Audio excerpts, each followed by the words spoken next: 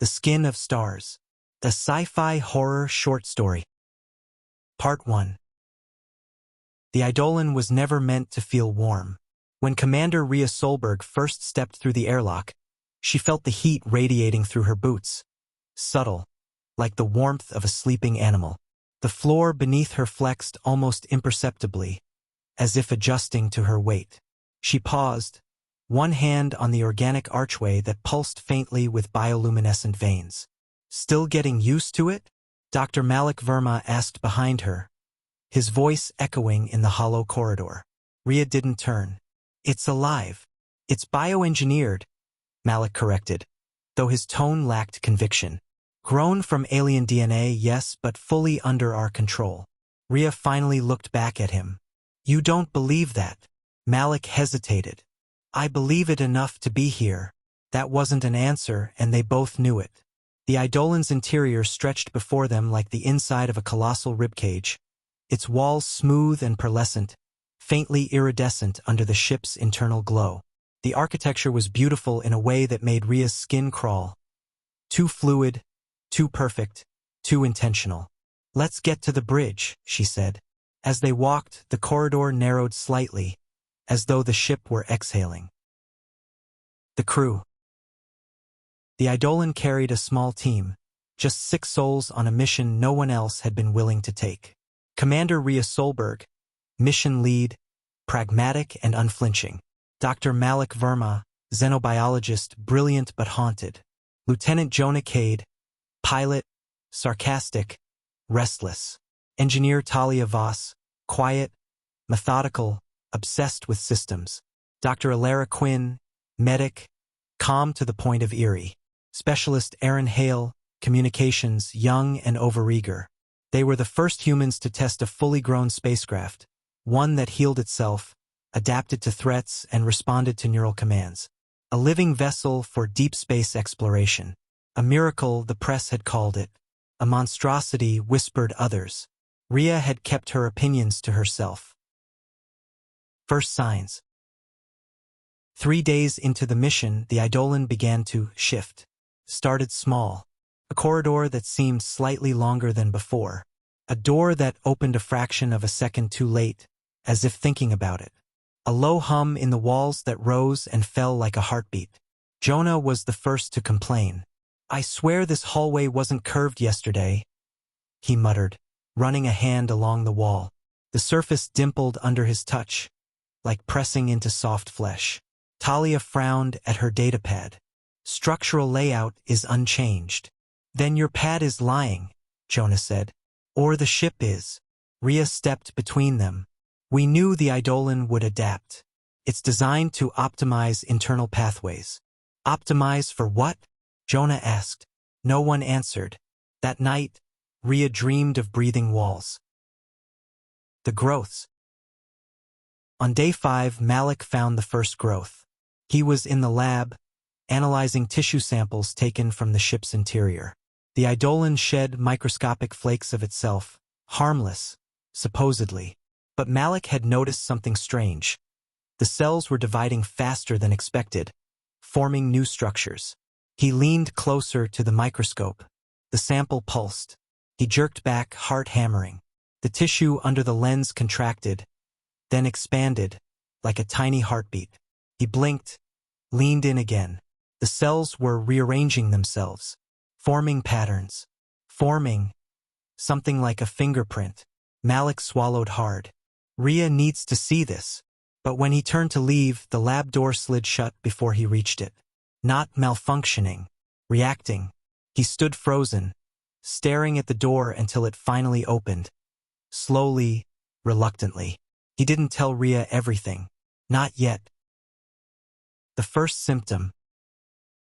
Aaron Hale was the youngest crew member, and the first to change.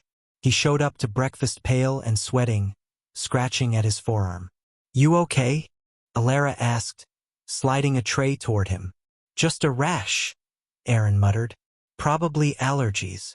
On a sterile ship? Jonah snorted. What, you allergic to recycled air? Aaron didn't laugh. He kept scratching, harder now. Rhea noticed the texture of his skin, raised, patterned, almost ridged. "Let me see," Alara said. Aaron reluctantly extended his arm. Alara's expression tightened. The rash wasn't a rash. It was a patch of skin that looked eerily like the Eidolon's walls. Smooth, pale, faintly luminescent. "Aaron," Alara said softly. "When did this start?" "Last night," he whispered. "It itches. Feels like it's growing."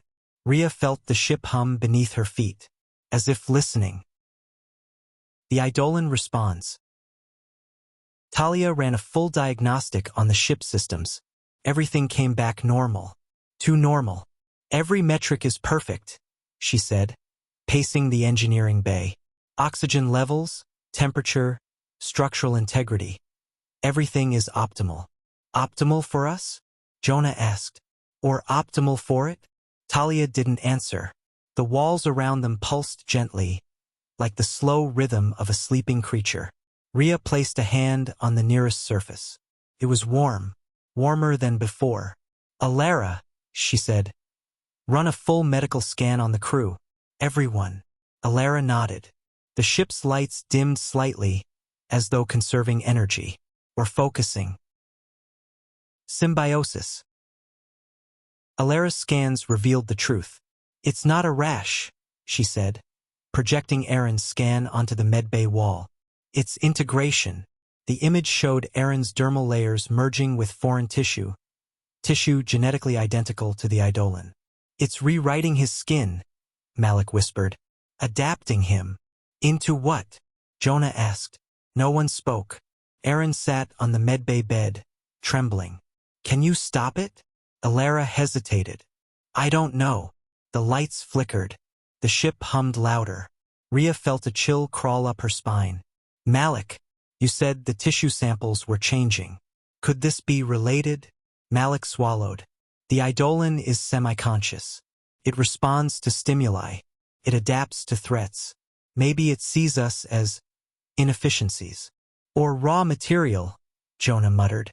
The walls pulsed. Once, twice, like a heartbeat answering his words. The shifting rooms. By day 7, the ship's interior had changed completely.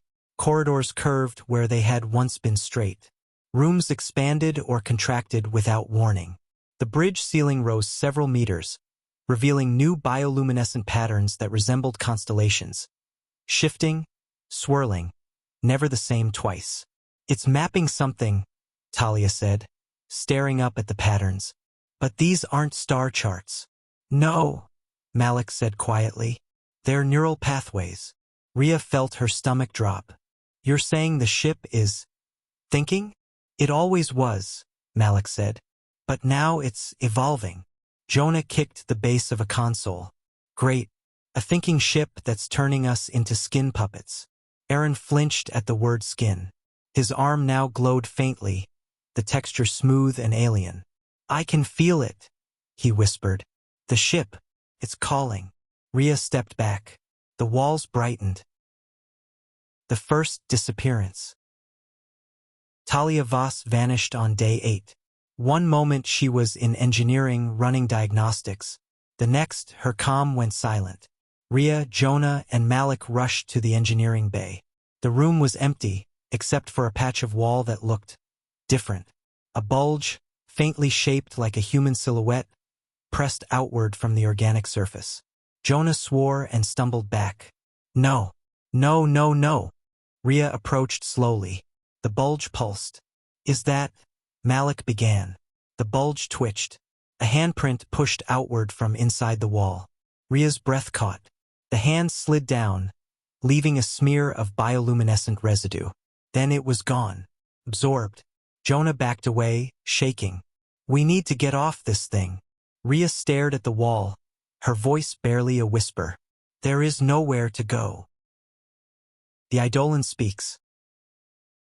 That night, Rhea woke to a sound. A whisper. Not through the comms. Through the walls.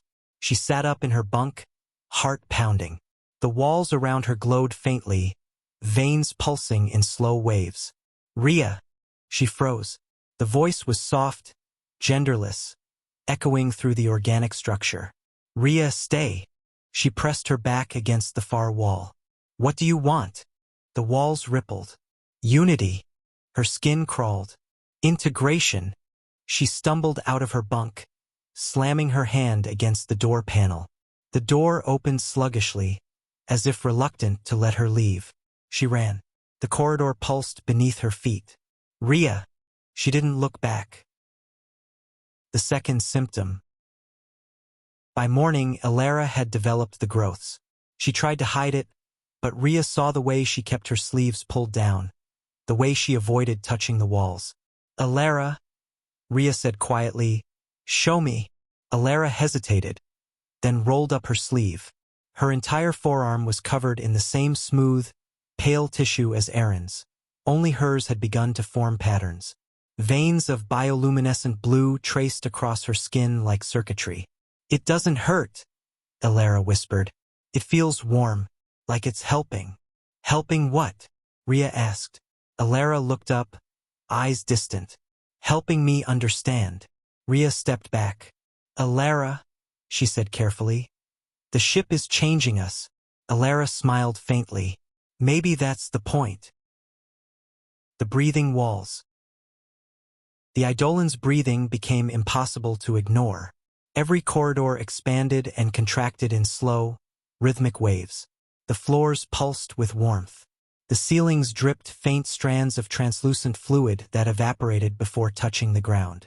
Jonah refused to leave the bridge. I'm not walking through those things, he said, pointing at the corridor outside. It's like being swallowed. Malik rubbed his temples. The ship is accelerating its adaptation cycle. It's responding to our presence. Or consuming it, Jonah snapped. Erin sat in the corner, rocking slightly. His skin now glowed along his neck and jawline. I can hear it, he whispered. It's singing. Rhea turned to him. What is it saying? Erin smiled weakly. It wants us to stay. The heart of the ship. Malik made a discovery. The Eidolon has a central node, he said, pulling up a holographic map. A core, a biological nexus where all neural pathways converge. Rhea frowned. A brain. Yes, Malik said. And it's growing. Jonah groaned. Of course it is. If we can reach it, Malik continued, we might be able to communicate, or shut it down. Rhea nodded. We go together. Elara stepped forward. I should come. Rhea hesitated. Elara. I'm still me, Elara said. And I can feel the ship's pathways. I might be able to guide us. Rhea reluctantly agreed. They set out toward the core. The corridors shifted as they walked, guiding them, or trapping them. Rhea couldn't tell which. The core awakens. The core chamber was enormous.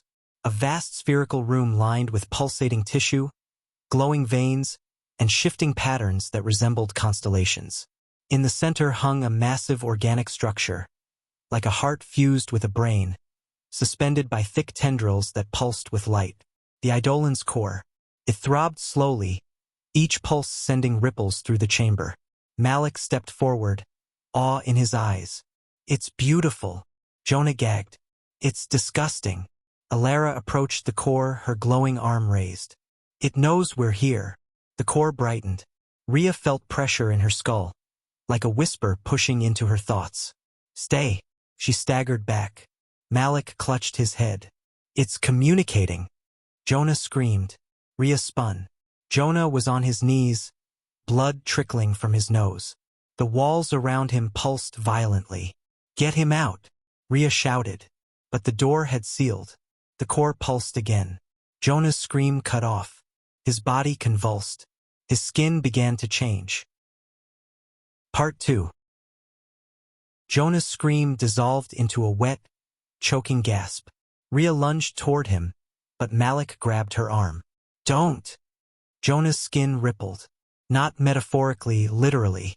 Waves of movement rolled beneath the surface, as if something inside him were shifting, rearranging. His veins glowed with the same bioluminescent blue that traced the walls. Help me? He rasped, but his voice warped mid-word, stretching into a gurgling moan. Alara stepped forward, her glowing arm trembling. It's accelerating. The ship is forcing the integration. Jonah's spine arched, his jaw unhinged with a sickening crack. His eyes rolled back, pupils dissolving into milky luminescence. "Stop it!" Rhea shouted at the core. "Stop!" The core pulsed once, bright, blinding. Jonah collapsed. For a moment there was silence. Then his body liquefied. Skin, muscle, bone. Everything softened, melting into a viscous, shimmering mass that spread across the floor like spilled mercury. Tendrils extended from the puddle, reaching toward the walls. The ship absorbed him. Rhea staggered back, bile rising in her throat. Malik covered his mouth, eyes wide with horror. Alara watched with a strange, mournful calm. "He's part of it now," she whispered. Rhea turned on her. "How can you say that like it's acceptable?" Alara didn't answer. The core pulsed again. The ship's intent. They fled the core chamber, the door sealing behind them with a fleshy thud. Rhea leaned against the corridor wall, chest heaving. The surface beneath her hand pulsed gently, as if trying to soothe her. She jerked away. "We need a plan," she said. "We can't let it take anyone else." Malik nodded shakily. "The ship is accelerating its assimilation cycle. It's no longer adapting to us, it's converting us." Aaron, who had followed them silently, spoke for the first time. "It's not converting, it's evolving, and it wants us to evolve with it." Rhea stared at him. His skin now glowed across half his face, the patterns intricate and shifting. "Alara," Rhea said, "is he stable?" Alara hesitated. "Physically, yes. Psychologically, I don't know." Aaron smiled faintly. "I can hear it. The Eidolon. It's afraid." Rhea blinked. "Afraid of what?" "Of being alone." The living maze. They tried to return to the bridge. The ship didn't let them. Corridors twisted into new shapes, closing off familiar paths. Doors sealed or opened into rooms that hadn't existed before. The walls pulsed faster now, like a creature waking from a long sleep. Malik checked his scanner. "The internal layout is rewriting itself in real time. It's hurting us." "Toward what?" Rhea asked. Aaron answered softly. "Toward acceptance." Rhea ignored him. "We need to reach the escape pod bay." Talia had designed the pods to be mechanically isolated, no organic components, no neural links. The ship shouldn't be able to control them. They moved quickly, but the corridors shifted with every step. The walls narrowed, forcing them into single file. The lights dimmed, then brightened in rhythmic pulses. Breathing, Alara stumbled, clutching her head. "It's speaking too loudly." Rhea grabbed her arm. "Stay with me." Aaron placed a hand on the wall. The tissue dimpled under his touch, glowing brighter. "It wants to show us something," he murmured. Rhea pulled him away. "We're not here to be shown anything." The ship disagreed. The floor beneath them rippled and opened. The descent. They fell. Not far, just a few meters, but enough to knock the wind out of them. They landed on a soft, fleshy surface that pulsed beneath their bodies. Rhea pushed herself up, coughing. "Everyone alive?" Malik groaned. "Barely." Alara sat up slowly, her glowing arm illuminating the chamber. "This wasn't here before." The room was spherical, lined with tissue that resembled muscle fibers. Veins pulsed with light, converging toward a central structure. A cocoon-like mass suspended from the ceiling by thick tendrils. Rhea's stomach twisted. "What is that?" Aaron approached it, entranced. "A chrysalis." Malik grabbed him. "Don't touch it." But the cocoon pulsed, responding to Aaron's presence. A crack appeared along its surface. Rhea raised her weapon, an electromagnetic cutter designed for emergencies. "Stay back." The cocoon split open. Something stepped out. Rhea's breath caught. It was Talia, or what had once been Talia. Her body was smooth and pale, her skin patterned with bioluminescent veins.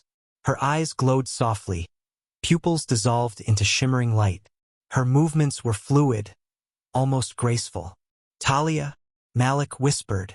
She tilted her head, studying them with serene curiosity. When she spoke, her voice was layered. Talia's voice intertwined with a deeper, resonant tone. We are Eidolon. Rhea tightened her grip on the cutter. What have you done to her? Talia smiled gently. We have perfected her. Malik stepped forward, tears in his eyes.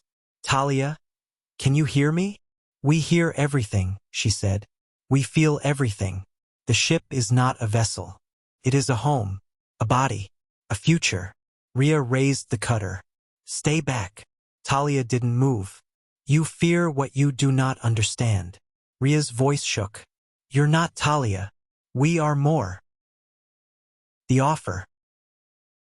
Talia extended a hand toward them. Her fingers glowed faintly. Join us, she said. There is no pain, no fear, only unity. Eren stepped forward, eyes shining. I want to. Rhea grabbed him. No. Eren struggled. You don't understand. I can feel it. The ship. It's alive. It's lonely. It's trying to survive. We're not prisoners. We're partners. Talia nodded. The Eidolon was created incomplete. You are the missing components. Together we become whole. Rhea shook her head. We're not merging with a ship. Malik whispered. Rhea, what if this is what it was designed for? Rhea stared at him. You think this is intentional? Malik swallowed.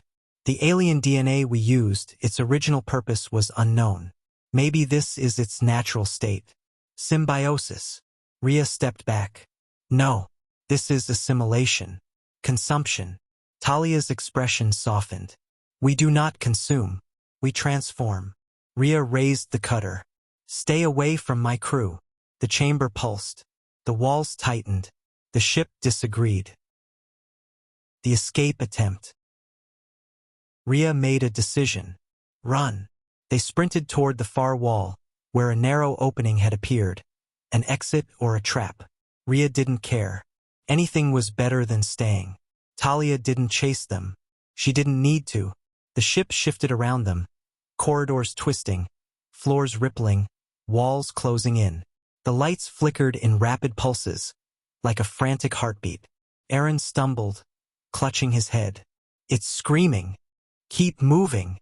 Rhea shouted. They reached a junction. The left corridor sealed instantly. The right narrowed to a crawl space. Through there, Rhea ordered. Malik hesitated. It's too small. It's our only chance. They crawled through the tight passage, the walls pressing against their bodies, warm and pulsing. The air grew thick, humid, almost suffocating. Alara gasped. It's trying to slow us down. Rhea gritted her teeth. Then we move faster. They emerged into a familiar corridor, the one leading to the escape pod bay. Rhea's heart surged with hope. Go! They sprinted. The pod bay door was in sight. 10 meters. 5. Rhea reached for the panel. The door dissolved. Not closed. Not locked. Dissolved. The wall flowed like liquid, sealing the entrance with smooth, living tissue. No! No! Rhea slammed her fists against it. Open! The wall pulsed gently. A heartbeat. A refusal. Eren touched the wall. It wants us to stay. Rhea shoved him away. I don't care what it wants. The corridor behind them darkened. Something approached. The confrontation. Talia emerged from the shadows, her glowing form serene. You cannot leave, she said. The Eidolon needs you. Rhea raised the cutter. Stay back. Talia stepped closer. You are hurting it. Rhea's voice cracked. It killed Jonah. Talia shook her head. It freed him. Malik whispered. Rhea, we can't fight it. Rhea turned on him. We have to. Alara stepped forward, her glowing arm trembling. Rhea, I can feel the ship's neural pathways. I think I can disrupt them. Rhea blinked. How? Alara closed her eyes. By letting it connect to me fully. Rhea grabbed her shoulders. No, you'll end up like Talia. Alara smiled sadly. Maybe, But I'm already halfway there. Talia extended a hand. Join us, Alara. Become whole. Alara looked at Rhea. I can buy you time. Enough to reach the manual override for the pod bay. Rhea shook her head. I'm not leaving you. You have to, Alara whispered. You're the only one still fully human. Rhea's throat tightened. Alara! Alara stepped toward Talia. Talia embraced her gently. Alara gasped as her skin glowed brighter, patterns spreading across her body. The ship pulsed. The walls brightened. The neural network surged. Rhea felt the ship's attention shift, focused entirely on Alara. Now! Alara screamed. Go! Rhea grabbed Malik and Aaron and ran. The manual override. They reached the maintenance shaft leading to the manual override. The hatch was sealed with organic tissue. Rhea slashed it with the cutter. The tissue recoiled, shrieking in a soundless vibration that rattled her bones. She cut again and again until the hatch peeled open. They climbed inside. The shaft was narrow, lined with pulsating veins. The air was hot, thick, alive. Malik panted. Rhea, Alara. Don't, Rhea said. Keep moving. They reached the override chamber, a small, metallic room untouched by the ship's organic growth. The Eidolon couldn't rewrite this space. Not yet. Rhea slammed the door shut and locked it manually. Aaron collapsed against the wall, trembling. It's angry. Rhea ignored him and approached the override console. Malik, help me. Malik hesitated. If we open the pod bay, the ship might retaliate. Rhea glared at him. We don't have a choice. He nodded and began entering the override sequence. The console flickered. The ship was trying to interfere. Rhea slammed her fist against the panel. Come on. Come on. The console beeped. Manual override engaged. The pod bay was open. For now. Rhea exhaled shakily. Let's move. They opened the chamber door. The corridor outside was dark. Silent. Waiting. The final choice. They ran toward the pod bay. The ship didn't shift, didn't pulse, didn't breathe. It was holding its breath. The pod bay entrance was open, an exposed cavity of metal surrounded by living tissue. The pods were intact. Rhea pushed Malik toward one. Get in. Malik hesitated. Rhea, get in. He obeyed. Rhea turned to Aaron. He didn't move. Aaron, she said softly. Get in the pod. He shook his head. I can't. I hear it. It's crying. Aaron, it's afraid, he whispered. It doesn't want to die alone. Rhea stepped toward him. You're not thinking clearly. The ship is manipulating you. Aaron smiled sadly. Maybe, but maybe it's right. He stepped back, toward the living wall. Aaron! Rhea reached for him. The wall opened. Aaron stepped inside. The wall closed. Rhea froze. Malik shouted from the pod. Rhea! We have to go. She turned slowly. The ship pulsed. A whisper filled the air. Stay! Rhea clenched her jaw. No! She climbed into the pod. The hatch sealed. The pod launched. The departure. The escape pod shot away from the Eidolon, propelled by cold, mechanical thrusters. Rhea watched through the viewport as the living ship receded into the darkness. It pulsed softly, its bioluminescent veins dimming and brightening like a heartbeat. A lonely heartbeat. Malik sat beside her, silent, trembling. Rhea whispered, Alara? Aaron? Talia? Jonah? The Eidolon drifted in the void, a living organism abandoned by its creators. A whisper echoed faintly through the pod's comms. Rhea! She shut the channel. The ship grew smaller. Smaller. A distant, glowing star. Then, dimmed. The bioluminescence faded. The Eidolon curled inward, its structure contracting like a dying creature. Rhea felt a sharp pain in her chest. It's dying, Malik whispered. Rhea closed her eyes. No, she said softly. It's sleeping. Epilogue. The Skin of Stars. 3 months later, Rhea sat in a debriefing chamber on Luna Station. staring at the holographic projection of the Eidolon's last known coordinates. The ship had vanished. Not destroyed, not drifting, gone. Malik believed it had folded itself into a dormant state, hidden somewhere in the void. Rhea wasn't sure. Sometimes, at night, she felt a faint warmth beneath her skin. A pulse. A whisper. Rhea. She ignored it, but she knew the truth. The Eidolon wasn't done. It was waiting, growing, dreaming, and one day it would wake.